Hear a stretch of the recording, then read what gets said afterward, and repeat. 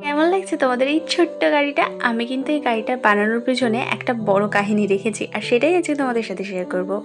আমার যে অর্ডারটা করেছিল সে বলেছিল যে কেকটা সিম্পল 2 টায়ারের মধ্যে না করে একটু অন্যরকম কিছু করে দিতে। মানে 2 টায়ারই হবে কিন্তু একটু যেন ইউনিক লাগে। এবার 2 টায়ারও বানাতে হবে আর তার মধ্যে কেকটাকে ইউনিকও বানাতে হবে। তো আমি ভাবলাম বাচ্চাদের তো গাড়ি পছন্দই হয়, তো আমি একটা গাড়ি করে দিই ওপরটাতে। আর থিমটা মোটু পাতলু থিমের ওপর ছিল, তো সেক্ষেত্রে গাড়ি বসালে কেকটা কিন্তু খারাপ লাগবে না। তো আমি কেকটা যখন বানাচ্ছিলাম, ওপরেরটা 1/2 পাউন্ড আর নিচেরটা 1.5 পাউন্ডের একটা কেক ছিল। টোটাল 2 পাউন্ডের 2 টায়ার কেক নেবে বলেছিল। তো আমি যখন ওপরের 1/2 পাউন্ডটাকে কেটে গাড়ি বানাই, গাড়িটা এতটা ছোট হয়ে যায়। আমি ভাবছিলাম যে গাড়িটা যখন আমি কালার করব, মানে ক্রিম দিয়ে ডেকোরেশন করব, ভালো লাগবে কি? দেখো, বলতে বলতে কিন্তু গাড়িটা আমি কেকের ওপর বসিয়েই দিয়েছি আর লুকটা কিন্তু বেশ কিউট এসছে।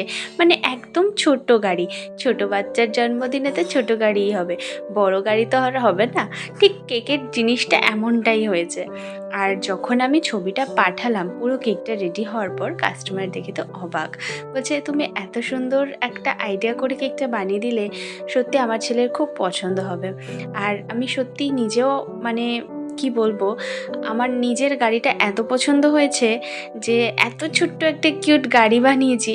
এই গাড়িটা দেখে আমি নিজেই প্রেমে পড়ে গেছি। তোমরা কি আমার কেকের প্রেমে পড়লে? যদি প্রেমে পড়ে যাও তাহলে কিন্তু অবশ্যই আমার চ্যানেলটা সাবস্ক্রাইব করো। আজকের মতো ভিডিও শেষ করছি এখানে। টাটা।